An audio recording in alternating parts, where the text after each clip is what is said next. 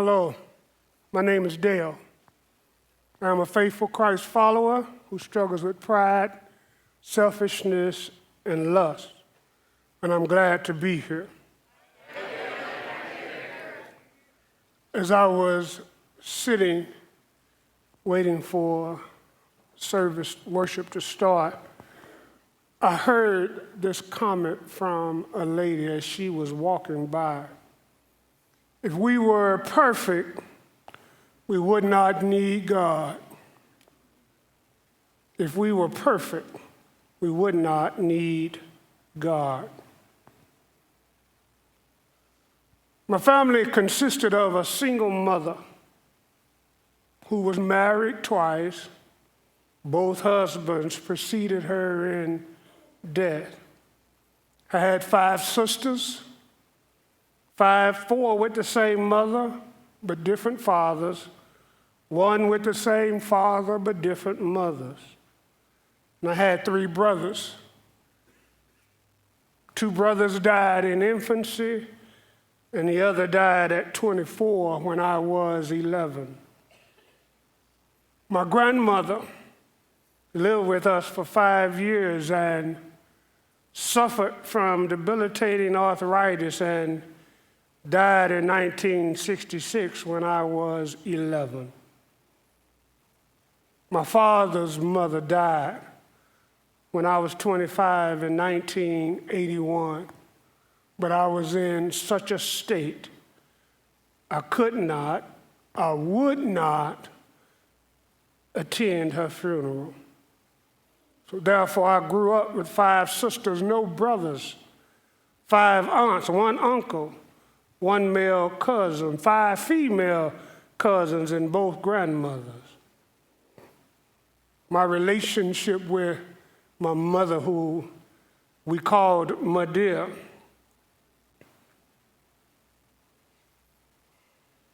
and her last husband, it was strained. I rejected him, refused him, because he openly showed favoritism toward my younger sister, which Madia fought to the end of his life. My male influences was my cousin Calvin, coaches Parker, Jennings, Hobson, Father Tripp, and Brown. My biological father died when I was 8. I never had a friend, and I didn't realize that until I began to reflect. I never had a friend that did not have both parents living in the home, and I was known for running off to be with all of this maleness. My life from 2nd grade to a physical at the University of Tulsa was totally absorbed in sports, football, basketball, and baseball. In elementary, I was so big, Mother had to carry my birth certificate with her and always had to send it with one of the coaches. While participating in sports practically year-round, I never consciously had time to worry about lack of male leadership in my family, because basically everywhere we went, the environment was predominantly female. Educationally, Madia made it perfectly clear I don't have any average, a grade C or below children. A grade of C would result in the cancellation immediately of any activity involved. So I excelled in football, that I became the first African American to receive a football scholarship to Holland Hall Preparatory School my 9th grade year.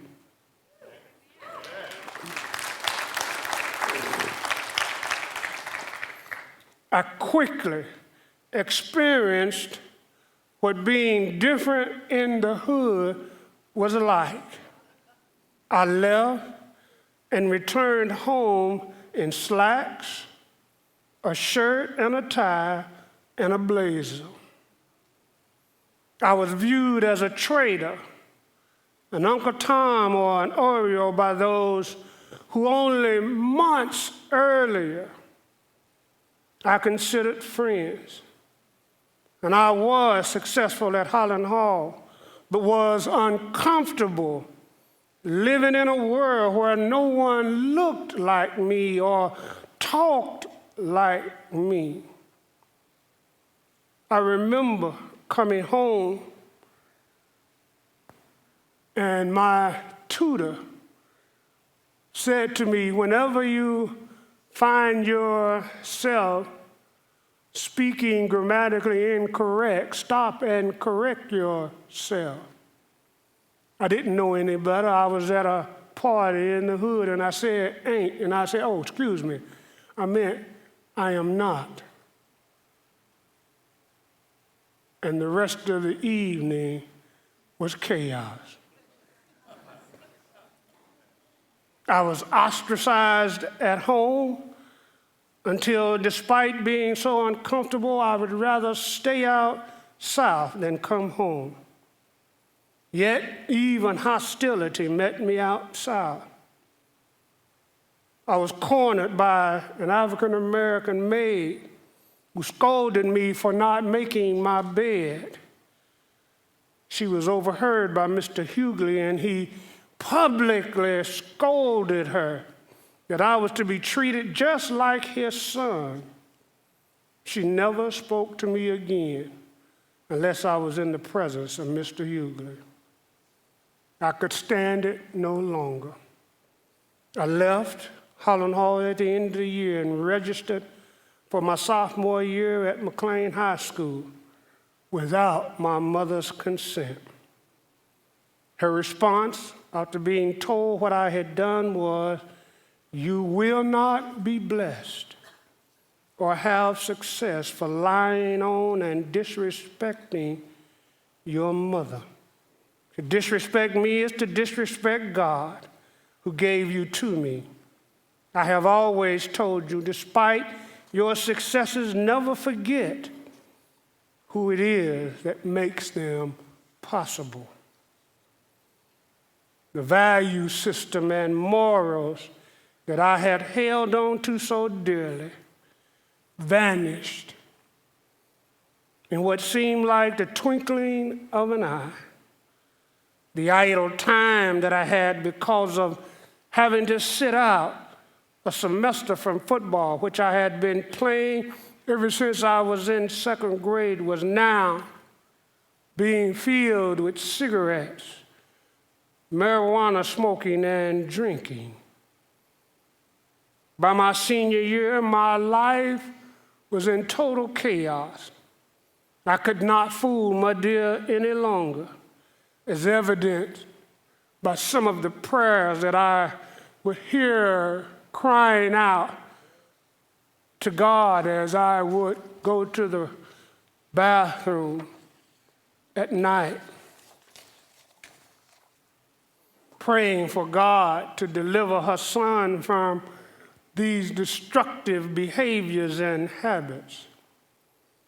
And despite a very substandard senior year, Congressman Jim Jones provided me with an offer to attend West Point if I could only meet the minimum requirement of 16 on the ACT. I forgot. I partied all night long.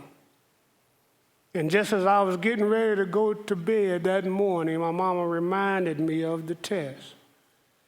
I scored a 12. My previous test scores were never lower than 17. But in spite, still received a scholarship to the University of Tulsa, only to fail the physical regarding removal of bone spurs in both knees. With my dreams of playing in the NFL over, I joined the Navy and sought a career there, only to be assaulted by the company commander that resulted in a head injury. I began having seizures weeks later. Despite my stringent objections to remain in the Navy, I was honorably discharged under medical condition. I returned home angry.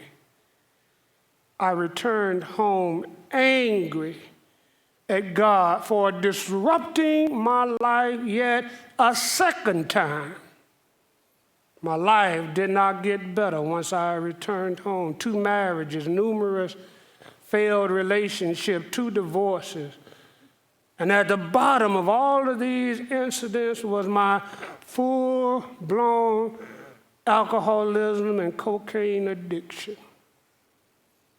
I was busted for possession of marijuana and a controlled substance with intent to distribute. I was ordered to VA rehab, but I was drunk before I left Little Rock, and I settled in Muskogee, Oklahoma.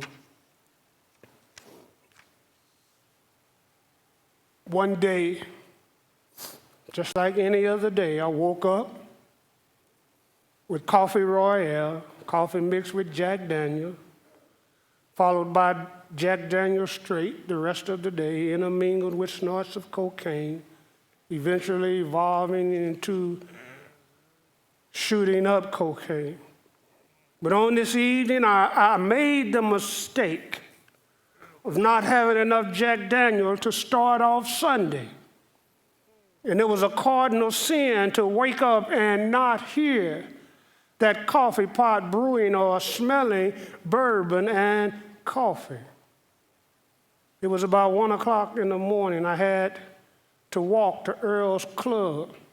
I had made that walk numerous times. I had no thought that this walk would be different from any other. After arriving, dancing a few times with a friendly women, purchased my bourbon, tucked it in my front pocket, and started for home. Sweat soon started dripping off my face, but I was not that far from home. It was about 2 o'clock. My mind and sense of directions failed me as I stopped at a corner. I turned the corner, and I was completely disoriented. I walked maybe 2 or 3 more blocks and thought I must be going the wrong direction. I walked and turned and walked and turned until panic overtook me. I began to question my sanity. I tried laughing it off, but I was getting scared. I was walking faster and turning corners until finally I stumbled and cut my head on the corner of a curb. I had forgotten about the whiskey bottle in my pocket. On my knees, my hands resting on my thighs, I cried out to God for help. Just get me home. The pain and the exhaustion of walking and the trickle of blood on my face had convinced me that if I did not get home, I would die in the streets of Muskogee.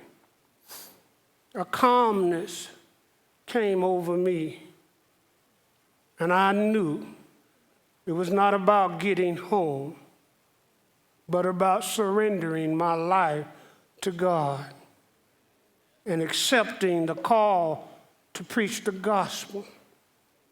I promised that I would, and asked God. For the first time in over 15 years, I prayed. The calmness overwhelmed me, and I got to my feet and began walking. Suddenly, the bright lights of Broadway came into view. I walked toward the lights until Broadway was reached, turned, and came to C Street. I still had one more decision to make. As I stood across the street from my house, the bottle that survived all the falling was still in my pocket without a scratch. I removed the bottle from my pocket, threw it down. I stepped on the broken glass and the wet spot as I crossed the street to my house. As I glanced down at my watch, it was a little after 6 o'clock in the morning. June the 10th, 1984. I was free at last.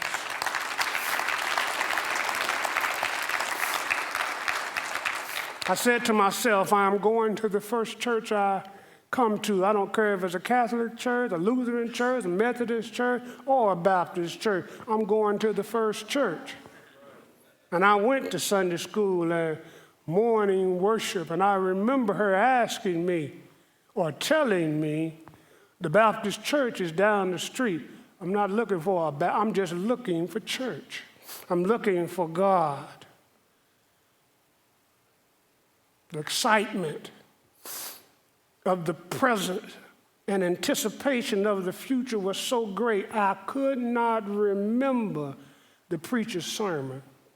I was only glad to be in the house of the Lord again. Upon my conversion, I went to rehab again, and with totally different results. I have been sober and drug-free for 37 years.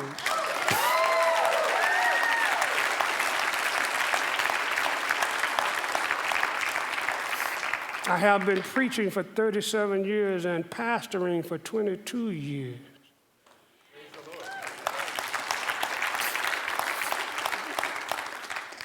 Why then am I at CR and standing here tonight giving my testimony? Upon reflection, being surrounded by females virtually all my life, one in particularly around the age of 11. She was not Christian and thought nothing of walking around when I was visiting her boys in her bra and panties. She would also take naps on the couch, exposing herself while dressed. In seminary, I had an assignment: sex, sexuality, and religion. If I had known what this door was getting ready to open, I would have never opened it at all. As I began the research, I was not prepared for the websites. The deeper the research, the more pornographic.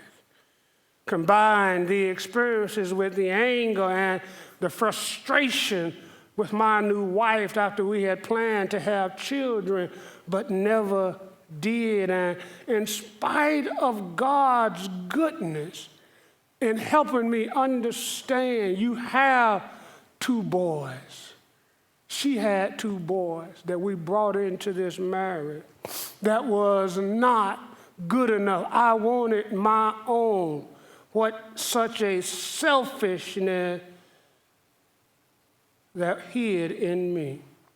I began viewing pornography more and more and spending less and less time romantically with my wife. I would have long droughts between lustful experiences. When the next marital disturbance would happen, a lustful experience would occur with no planning, followed by extreme guilt, and again questioning my sanity before asking God for forgiveness. Amid these periods of drought, God blessed me to yet preach and teach in many places, including the Gambia, West Africa, with no incidents. I took the miracles and sustaining power of God for granted. I was so busy celebrating and praising the sobriety of the past, I was blinded to the darkness that was surrounding me in the present. I would not accept the fact that my life was out of control again. I was so busy preaching and teaching to help others become more Christ-like, I did not take seriously my own spiritual decline. But principle one was a slap in the face. I had to admit that I am powerless to control my tendency to do the wrong thing, and that my life was unmanageable. Lives were being affected. And in my mind, God did it before. God would take this lust away just like he did before. I overlooked the work on self and the surrendering of self to God after sincere confession to God, self, and others. The cardinal admission of solving my lust problem myself was from the root of pride. The revelation from God that showed me about myself that I never knew about myself. Pride, the root, and always have been of much of my problem.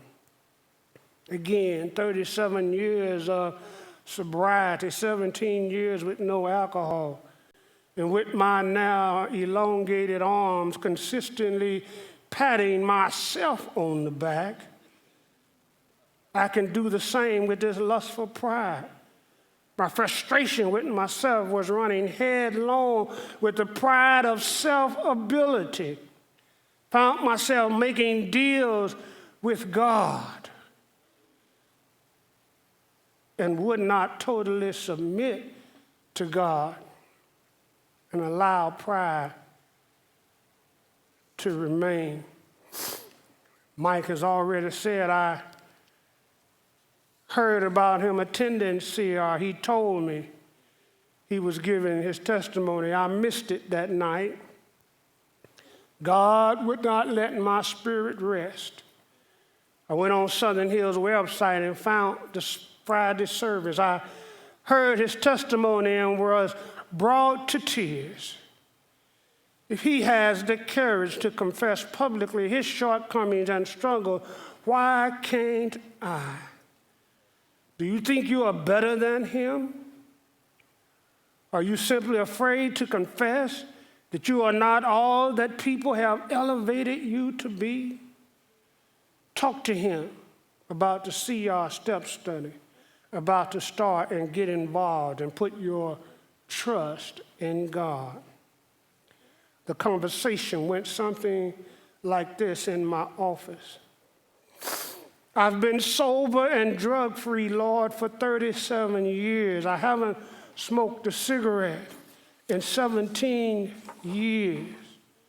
God's response, the same roots of pride, selfishness, and lust from which fornication, adultery, alcoholism, cocaine addiction is still there and bringing forth fruit. CR will guide you back to me into a deeper self-renewal.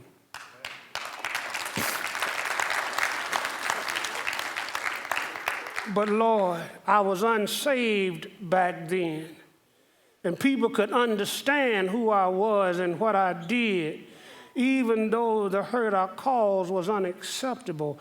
I am a preacher now, even worse, I am a pastor. What is CCBC, the students, preachers, pastor, going to think of me with this discovery? God's response simply was, trust me. Go to CR and sincerely work the step study and leave the rest to me. This is about more than just yourself. I struggled in the beginning with whether or not I was going to be able to complete the study. I did not know any of the men in the group except Mike. What will they think when they hear that I am a pastor? I quickly discovered that I was not alone in my struggles. I found acceptance because of hurts, hang-ups, and habits are a part of all of our lives, preachers and non-preachers. Making a renewed yielding of myself to God, making amends for those I have hurt, especially my wife, whom God had already revealed my lustful behavior to her long ago, and yet she stayed. Seeking forgiveness of those I have mistreated. Sometimes self-evaluation uncovered mistreatment of those who had not done anything directly to me. What a relief, what peace to experience God's true forgiveness, my forgiveness of myself, and the forgiveness of others. What was not uncovered and addressed through AA and NA has been uncovered and unearthed through CR. I humbly understand pride and lust will be kept in check, never to be cured when I constantly seek God's help and conviction that just as I am one drink away from waking that giant of alcoholism up, one snort away from restoring the control to that dormant life controller, the same humility and constant mindfulness is needed for me to yield myself daily to God and allow the Holy Spirit discerning gift to see the hidden dangers and temptation. Then acknowledgably admit when I stumble, and with God's power beat back pride, selfishness, and lust. I must keep reminding myself, even after daily victory, I am not cured. CR is not a magic wand, but I am further down the road of recovery than I was 18 months ago. I know and believe that I am a miracle among many miracles of God for those present tonight to see and for me to witness to that God is still in the miracle working business. If anyone feels that their sins, their habits, hang-ups, and hurts are out of the reach of God's grace, you are greatly mistaken. The words of the song speak to my life and hopefully to your life tonight and on. Amazing grace, how sweet the sound that saved a wretch like me. I once was lost, but now I am found, was blind, but now I see. Through many dangers, toils, and snares, I have already come. 'Tis grace that brought me safe thus far, and grace will lead me home. And I say as I close, none of you, none of us are ever too far gone for God to touch, for God to grab hold, for God to bring back to himself. I thank CR and Southern Hills for this opportunity and future opportunity to serve others. I ask that each of you pray that God will lead Michael Johnson as he starts CR and CCBC and in our North Tulsa community of churches, and that my assistants will undergird the ministry. I am glad to be here tonight. It is important to understand that Principle 5 is a progression, lasting change. I want you to hear me. Lasting change takes time.